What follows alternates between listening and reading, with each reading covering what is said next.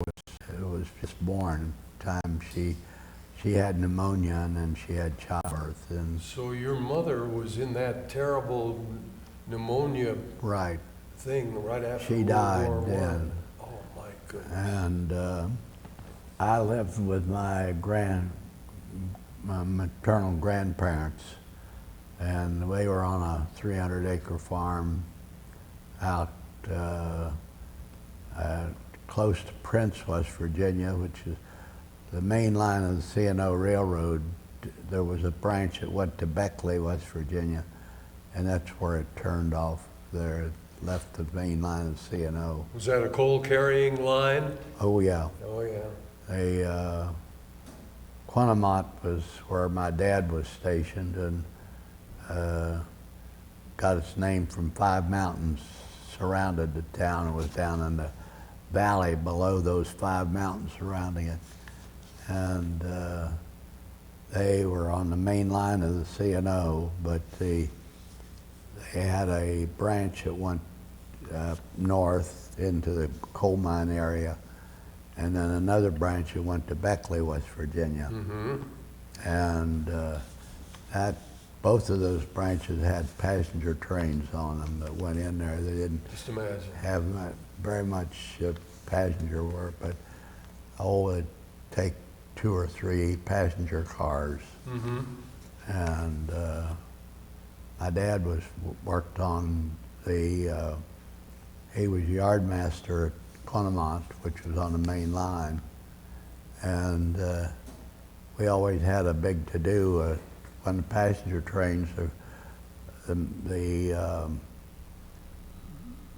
special trains that come through didn't stop at Quanamont. They were go to Greenbrier to White Sulphur Springs. Sure. And they would stop at Roncevert, but they didn't stop at nothing in Quanamont there. But we had lines off the C&O went up north, and then another line went to Beckley, West Virginia. And mostly they do the one line that went north, probably bring out in the evening there would be 100 carloads of coal come down. Wow. And they would be assigned, well, they went into the yard at Quanamont, and they had to separate the cars that were going to which place. So you grew up in that coal mining environment, didn't Right, you? right. The whole mindset of the Right. people in the coal mines. My grandparents lived on a 300-acre farm. They went top of mountain on one side, down through the valley, and up the mountain on the other side. They had 300 acres in there. Wow. About half of it was forest land, and they had a lot of cutting trees and stuff and going out. Well, that, in history we've read so much about that and about what it was like to live in that area in those days, in that mountain valley situation where things were kind of, it wasn't easy to get in and out of, was it? Right. You didn't have many roads, you had the railroad, but Wasn't a place to go. right, not too many tourist attractions at that time, right?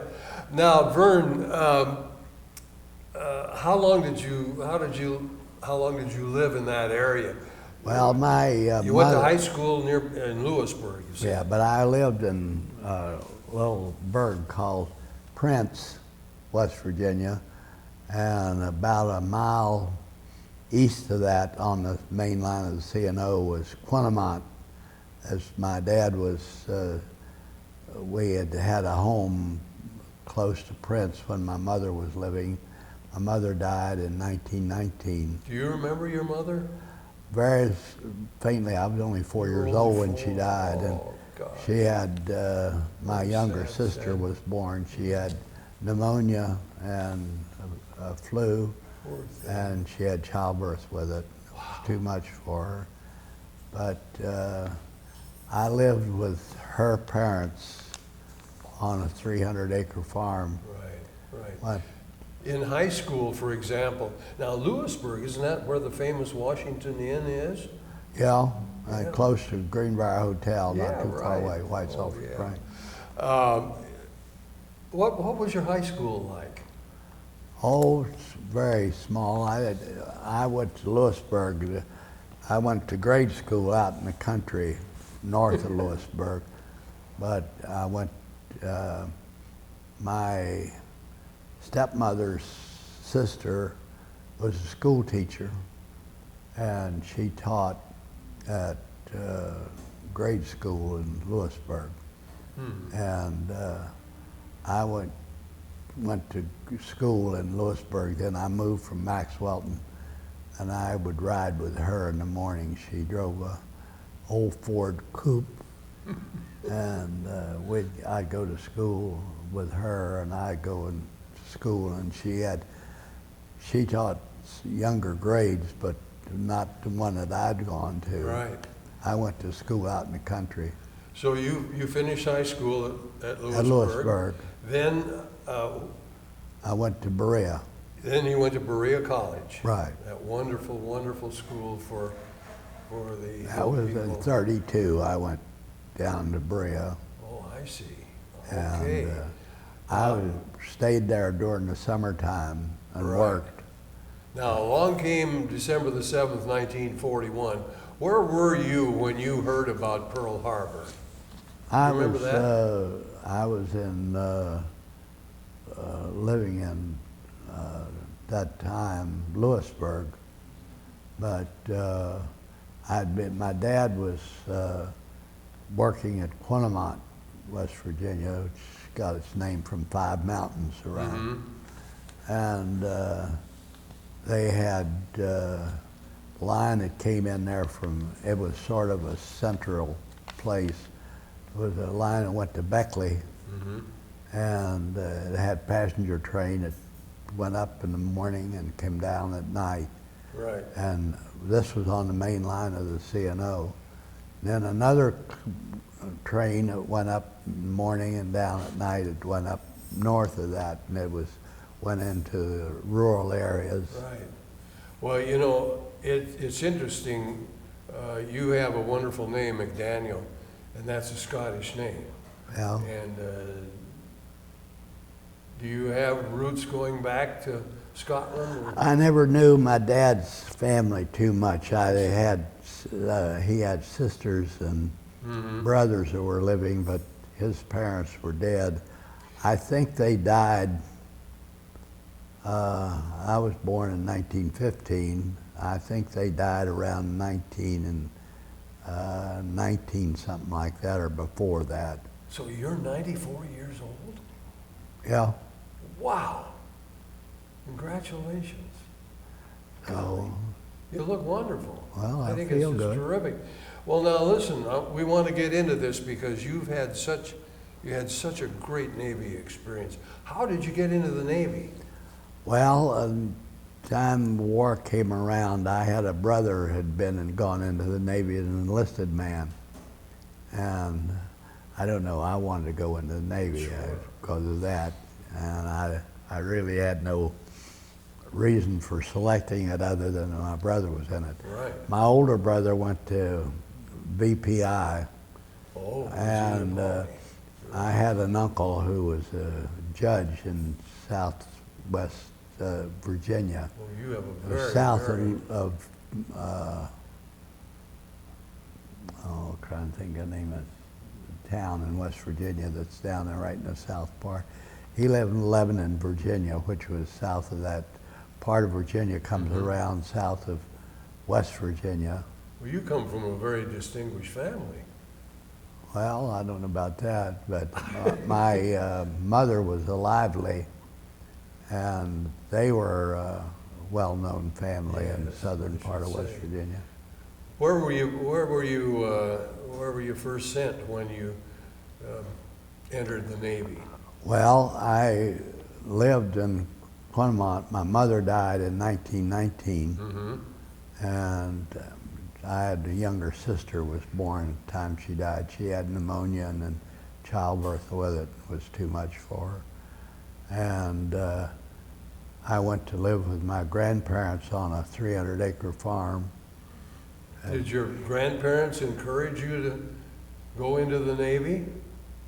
No, I went in, got my Because of older your brother? brother went in. I decided I wanted to go into the Navy. Where did they send you? I First. went to Philadelphia first. I went to Naval Training School.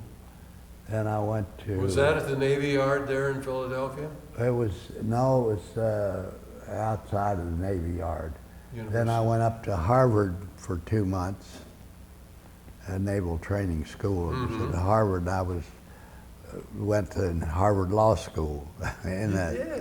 I studied seamanship in Harvard Law School. Learned how to tie knots and all that kind of stuff. But, that's amazing. I had to go. We went to South Boston Navy Yard. I spent 2 months at Harvard, and I went about another 2-month period, or a little more than that, at South Boston Navy Yard. When were you commissioned as an ensign? When I went in. Oh, when you went in. Yes, I got a commission. I was a That's interesting. college graduate, and Sure. they commissioned us when I went in. Oh, that's Then I went to indoctrination schools, they call them. right. I went, they lasted about 2 months or 10 weeks, something like that. Was a That period. was the V-12 program. Right. Well, it wasn't a V-12 because they came in and it was long. V-12s were longer than that. Well, yeah, because you were I had already... Naval Indoctrination School. I already had my You already had AB your degree. commission. Sure, right. And I got a commission when I went in the Navy. Yes, I understand that. But I had a brother who had been an enlisted man in the Navy. He went in and 24 or something like that. And Now, I've got a cheat sheet here from Deems about your background, and you attended the Chase Law School too. Right. That was here in Cincinnati. Yeah, Chase. right. Yeah, right. Was that after the war? No, before. Oh, for heaven's sake! You are. I graduated from Chase just before I went in the Navy. Boy, you are an old timer. I think that's wonderful. I graduated from Berea College in '36. 36. I went from Lewisburg. I lived in Lewisburg, West Virginia. Yeah. And I went to Berea Okay. because we had a Presbyterian family had been a missionary, Typical Scottish. See? and they came back to Lewisburg to live. And his wife's sister was a secretary at Berea College, Okay. and I met her. That's the reason I went to Berea. Right. Now, as you entered the Navy and you went through your seamanship training at Harvard, that's pretty high-tech stuff. And I went to Harvard Law School. I love that. I studied seamanship. I know it. I think that's just wonderful. And then, how did you get onto the gunnery bit, the fire control, learning about the guns and the rockets? I went to Harvard. I was in indoctrination school there. I was there about 2 months, a little more than that. And that's where you learned about guns and rockets? Mostly about the Navy and the radio strong. Then from there I went to South Boston Navy Yard, Right. where I went to school Gunnery school? another 2 months or so, take a few months on that. And then I went to Miami, Florida, where I went to Subchaser Training Center. Boy, this is taking the mountain boy out of the mountains Right. to the beaches of Miami, Florida. So we went there. We did went out at sea in daytime a lot. Sure. So you were out in the Caribbean. And Right. So, but we'd come in every night. Sure. But then finished there. I got assigned to a PC568, which I was aboard all the time during the war. Mm-hmm.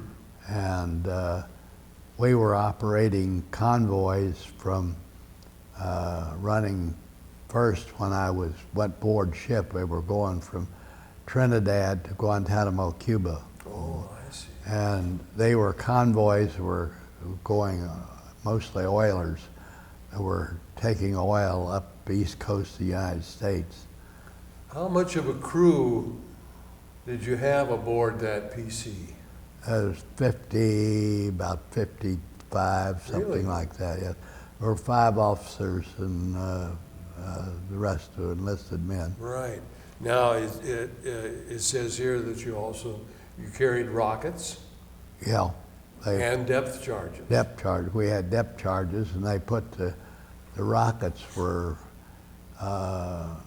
we had 2 3-inch guns aboard ship, one forward and one aft to the pilot Right. house.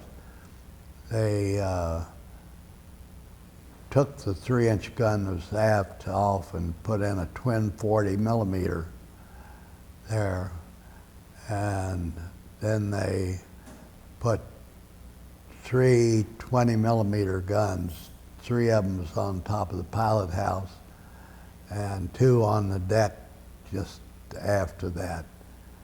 And got so they were putting so much stuff on topside, they said we have to get rid of some stuff because we were getting too much topside. Top heavy. They took our I boat, wondered about that. we had 2 motorized boats aboard that we could use. Mm-hmm. They took both of those off and put rowboats on in place of them. Oh, my Take God. That was weight down- off topside. That was what we would call downgrading. Right. But they had to because it was getting too much Oh, yeah. topside. I know it. As you were adding it up there, I got to thinking about, wow, that was pretty dangerous. Well, now, how long was it before you were sent across the Atlantic? Well, I was aboard ship, and we were operating from Guantanamo to Trinidad when I went aboard ship.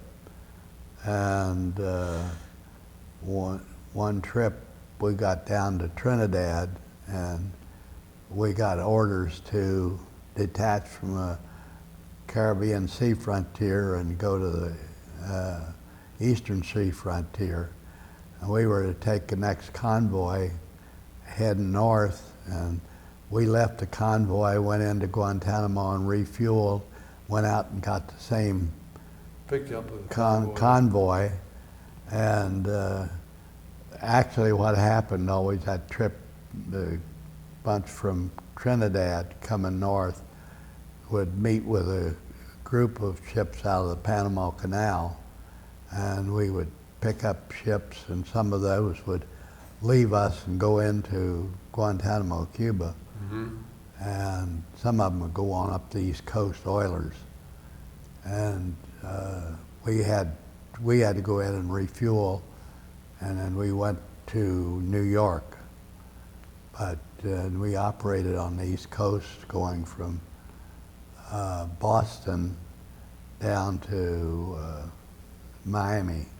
Now, when did you go across to That's England? on one of the trips we were going. We got orders from, we were going to go on this New York to Guantanamo, but we got orders to leave the convoy we were with and go in and refuel and take the same convoy on back to New York. And we didn't know what was happening, and we had to go in for a overhaul.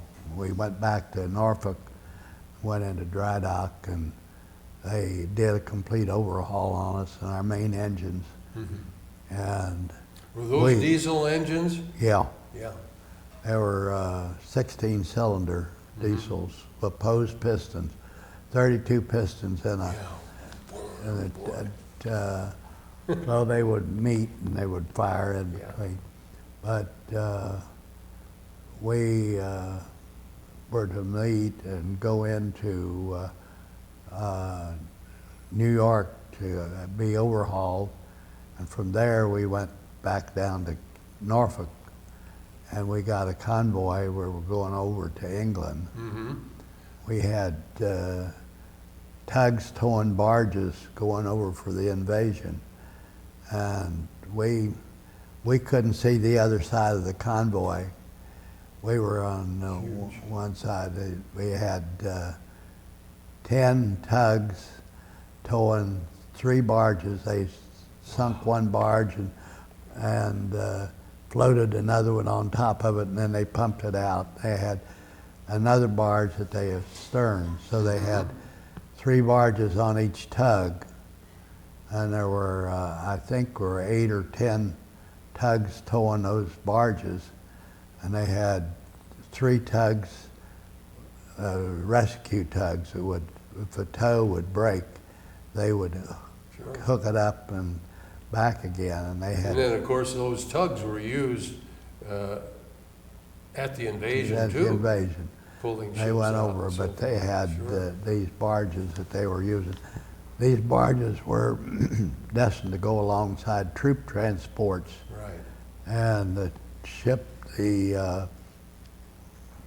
troop transports, the troops would come down onto that barge, and they would load onto what we called LCVPs. Mm-hmm.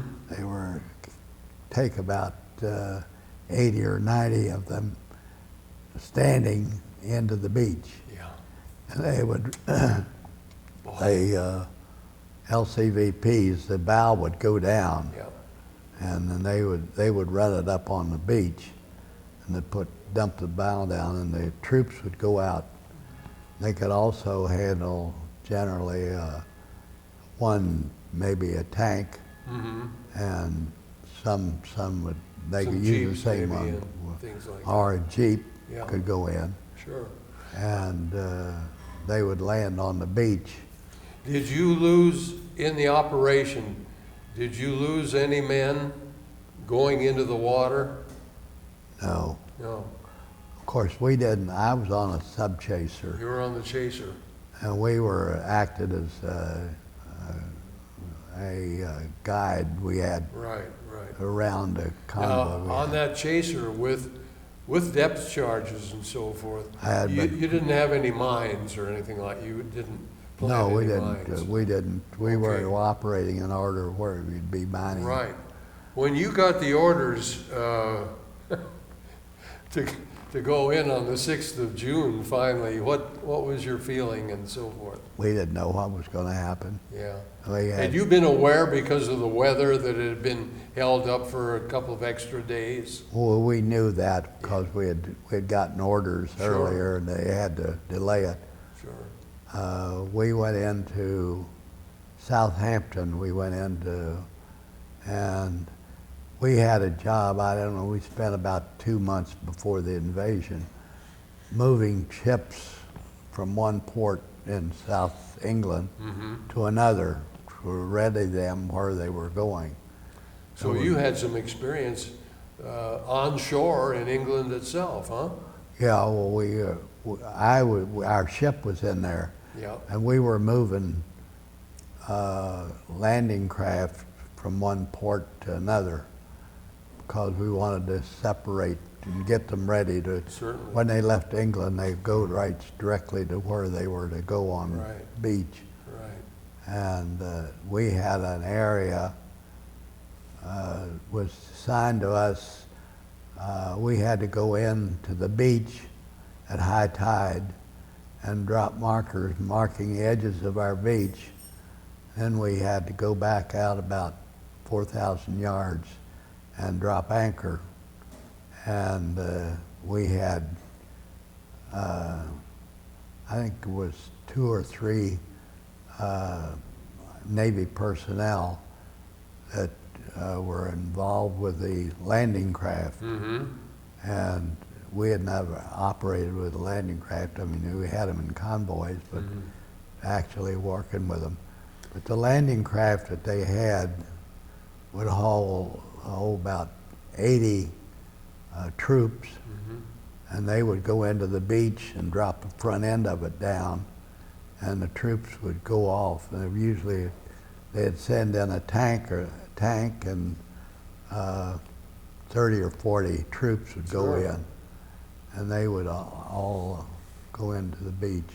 Now, how far offshore were you when the actual landing was taking place and the troops were going in shore? Well, we went in at high tide and dropped flags designating our edges of our beach. It says here, Dog Green 1.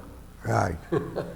And then we went back out about, I think, around 3,000 or 4,000 yards. Okay. And did you fire your 3-inch guns in that operation? We were to fire targets of opportunity. We had places we were to fire. We didn't know it then that there was on the beach at Normandy, there was a beach, and then there was a real high rise. Yeah. And we were told that troops were in that area, that they had mined it and put so that there were guns in there and all. Well, when we got over there, we were surprised we never had any fire from there. Good heavens. They had moved the troops, the Germans had, out of that area and put them down in a valley to the rear of that.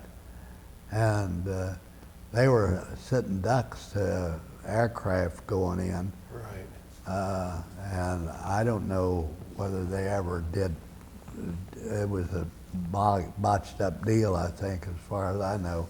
Now, it said you had been assigned those German gun emplacements to fire upon. Well, we were to fire to certain place we had to fire, and then they said targets of opportunity. Well, then the aircraft came over, and we got a radio to fire over into the valley, over the top of that hill. We didn't know what the hell we were doing. It says here that you finally found out the reason in Right. 1966. How about that? We couldn't understand why we were firing into that valley, Right. but they'd moved the troops out, and we were down in that valley. Most stupid thing I think I ever thought of done. Well, I know there were a lot of missteps and a lot of errors made from planning stage to actual operation. Right. You know. Well, these were German troops that were in there, and of course. And of course, they were very experienced. But they were down in that valley. They had nothing over them, and of course we had planes going in. And did you have German planes coming over? Oh no, American planes. We were never bothered by German planes. We thought there would be, but they never materialized. So you weren't bothered by the Luftwaffe at all? We were ready for them, but they took our 3-inch, we had 2 3-inch guns aboard ship. One was forward of the pilot house, one aft. Before we went over there, they took the 3-inch gun off back of the pilot house and put on a twin 40. Okay. And then they put 1, 2, 3, 5 20 millimeter guns, and we had two 40s that they took our 3-inch gun off the rear, and we had twin 40s back there. Boy, you were still heavily armored. Yeah, well, they had about as much as they could get topside Sure. to keep us. Well, now, the beach identification flags, tell us about that. They had beach flags Right. to identify. We had to go in and drop the flags marking our beach. Oh, you dropped the flags? Yes, we went in at high tide. I see. And then the battleships fired from far out over you on behind. onto those designated It areas. was battleships and cruisers. Well, now let's see. The Texas wasn't there. Do you remember any of the battleships that were there? I don't remember because we never operated with them at all. I don't No remember contact which with ones them were at there. all. We But they were firing those big. they were over top of us. Sure. And we fired in. We had 3-inch guns. They took the 3-inch was aft to the pilot house Right. and put on a twin 40. Did you suffer any casualties No, to the no. crew aboard? We were never. not we, hit? were, we were not subject at any time to fire. No firing at you at all. Well, that We expected it, but we didn't. sure, but you got were it. ready. That is for sure. And the first troops arrived at the beaches around 6 a.m. We went in, dropped flags to Yeah. mark the edge of our beach, and we went out about around 4,000 yards and dropped So you were anchor. there. You We were there at just- midnight before. Just one day. Huh? Just one day you were there. We were there at midnight, and the troops went in around 6:30 in the morning. Yes, right. And you were there through up and into the afternoon, right? Always there for 2 days. Oh, 2 days. Okay. Then when that was done, the beach was secured, and we went out. We Right. further out, and we ran patrol off of the beach, I see. Back and forth. back and forth. Yeah, sure. And we Did were you go there. back to England? We went back. I think about 6 weeks after, I see. and we were by that time the beach had been secured. Of course. Now, Vern, it's just amazing what you remember and how well you express yourself. And it's just great because that's been a long, long time. But it shows also your training, not only as a naval officer, but also as with a law background. Yeah. And your mind has been wonderfully, wonderfully trained over the years. Well, there were a lot of I went to Naval Training School in Harvard. Yeah, I studied seamanship at Harvard Law School. right, right. Well, you see that all of that shows in the way you express yourself and what you accomplished. Then you became a lieutenant commander. That's 2.5 stripes. Yeah. And that's a nice rank. And then you were discharged, at the end of the war? At the end of the war, we were in England, and I think I left my ship in England. Oh, you did? Yes, and I went back to, of all places, Harvard. And Sent you back to Harvard? yeah. Postgraduate teach. work? Now, did you go back across on? I went to Harvard, and Harvard Law School. Sure. I studied seamanship. Yeah. Boy, that's pretty high class stuff, I'll tell you. Now, when you came back to the States, you came back on a transport, big ship? I think we flew back, Oh, you flew back? Oh, boy. and they. Now, in those days, they went into Newfoundland and then down the coast to the States. Yeah.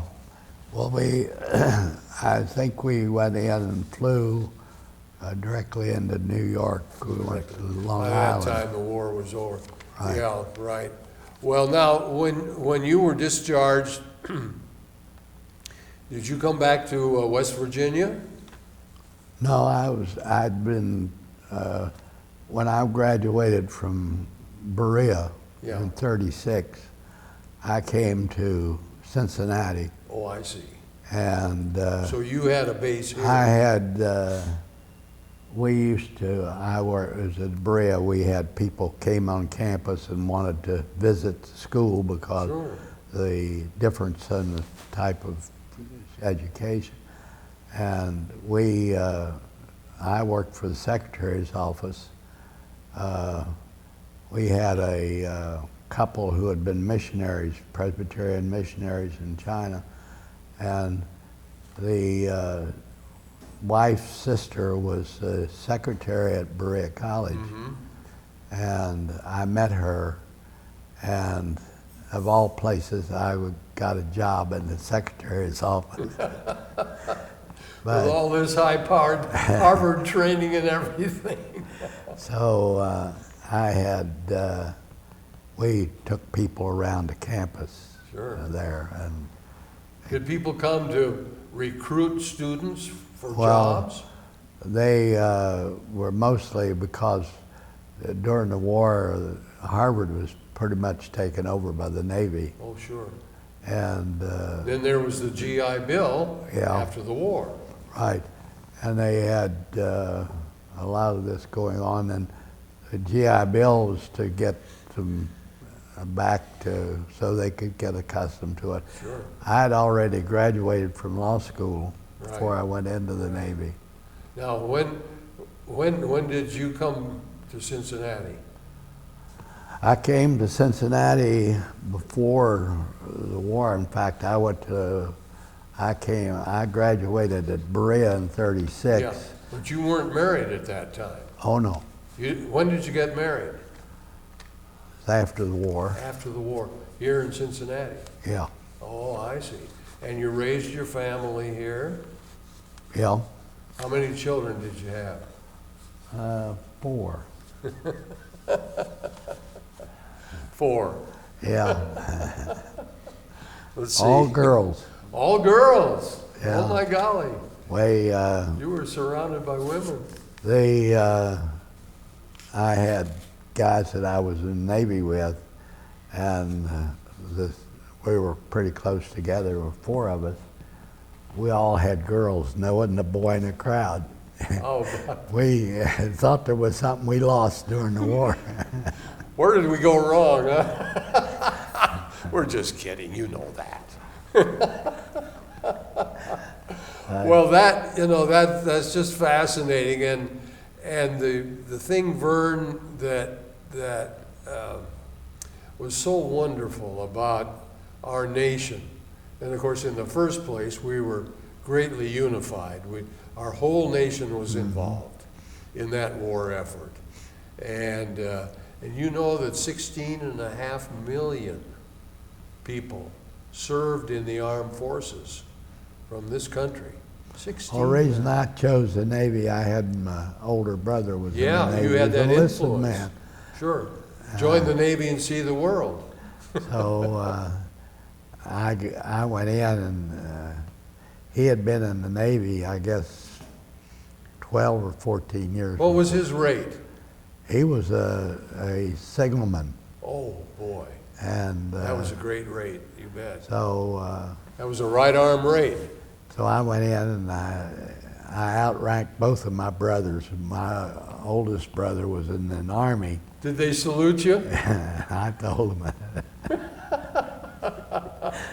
that was always a big laugh in a crowd. Oh, yeah. Well, is there anything else about the action off Normandy Beach that you remember that we haven't talked about? I think we've covered it pretty well. Pretty much so. Yeah. We had no idea what was going on. What was the rank of your commanding officer on He was 568? senior lieutenant. Then he made lieutenant commander just before Okay, they took him off. okay. I wondered if they had to have a three-striper for a command of that type of no. ship. No. No, I took command of my ship when I was lieutenant commander. I see, I see. Well, what great experience. My goodness sakes, you've lived so much history and everything. God bless you, that's wonderful. And I think it's also interesting about your I said lieutenant commander. I was really a lieutenant junior grades. Really JG, yeah, right. I thought maybe that might be the case. Yeah, JG and then full lieutenant and then lieutenant commander. Well, what was it like to be in Cincinnati right after the war? Well, the thing I enjoyed most right after the war, I got sent back up to Harvard, and I was teaching there for about 6 weeks. Really? What were Yeah. you teaching? Teaching seamanship in Harvard Law School. And that's where you'd learn seamanship Yeah. as well. But we had mostly indoctrination school, I getting see. used to So you had these young young kids that were just going in, ensigns coming through. coming through, and the war was over then, and it was, Right. well, they didn't know exactly how many personnel they were going to need. They were in sort of a state of flux.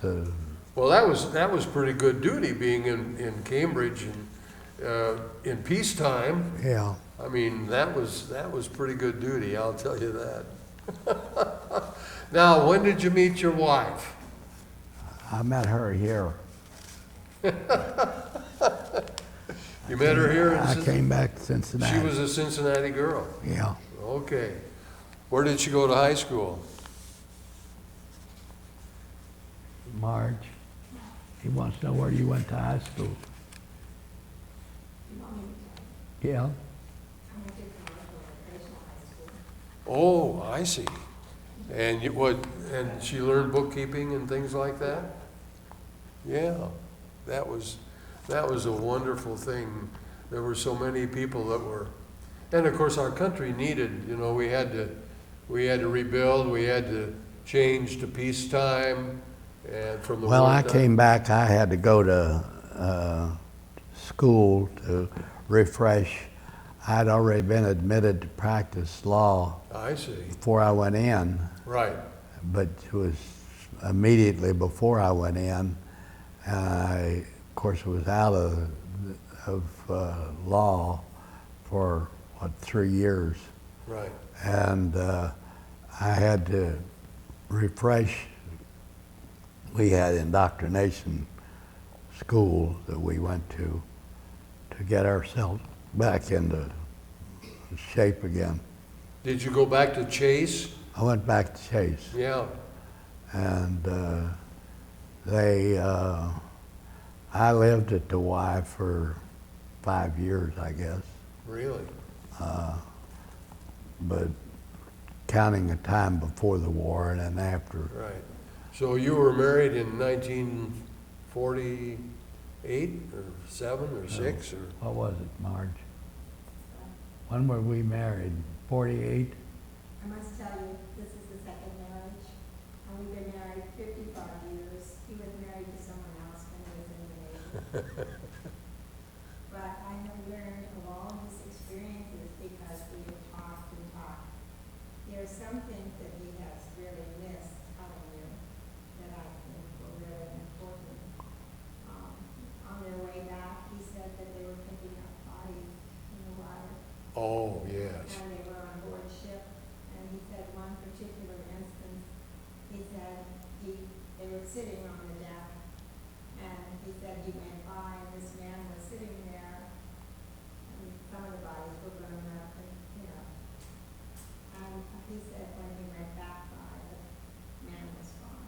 Dead. Oh, yeah. So these experiences to me are so absolutely fantastic that you see young men go. Oh, I know. It was terrible. I lost, And to come out of it and not Well, you know, we learn to live through those things, but An interesting thing about the gun emplacement, we went back in the '60s, and they were firing at this gun emplacement that he told you about, mm-hmm. and they never returned the fire, and he couldn't understand why they never returned the fire. The gun emplacement was still there, and it was off of the track, and that's why they never returned. Evidently, we knocked it off of the track, and it couldn't You couldn't- elevate the gun. It had to come out on that Operate. track in order to elevate Sure. the gun. And they couldn't get Wow. it, never could use it. Just So, imagine how many lives were saved from that. yeah, we went back over and went in to see it, and the gun was never able to fire Yeah. during the whole war. So you saw the dead soldiers in the water too, right? Oh, yeah. Yeah, that was terrible. Thank you for that. I'm glad we talked about that because there were terrible things. I know I lost a number of shipmates, but the interesting thing, of course, is you'd had your education. That was the important thing for you. Boy, you had all this stuff I in you. was the YMCA 41 and Harvard 42. I studied seamanship at Harvard Law School. I think that's just wonderful. Well, that was a that was a very solid part of your education. Right. I'm sure you've used that seamanship a lot since. Now, where did you live here in Cincinnati with your wife? I lived at the Y for 5 years. Yeah, but when you got married, then you lived where? I lived in Clifton. Clifton. Okay. Well, you've seen a lot of changes here in Cincinnati over the years, haven't you? Oh, yeah. Yeah. And with the expansion of your family and I built a peas house when I bought. oh, you did. Yes, I bought my fellow that I was a friend of and known before the war. Uh-huh. He and I bought 2 lots together Over in Clifton? in Clifton, and he found a house that was overlooked the city at the end of Young Street, and he decided he wasn't going to build a house.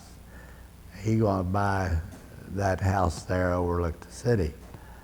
So you could, out of his second floor of his study that he had, you could see all over downtown Cincinnati and Beautiful. crossing northern Kentucky. Beautiful. And so there was no way I'd ever go get him off of that place.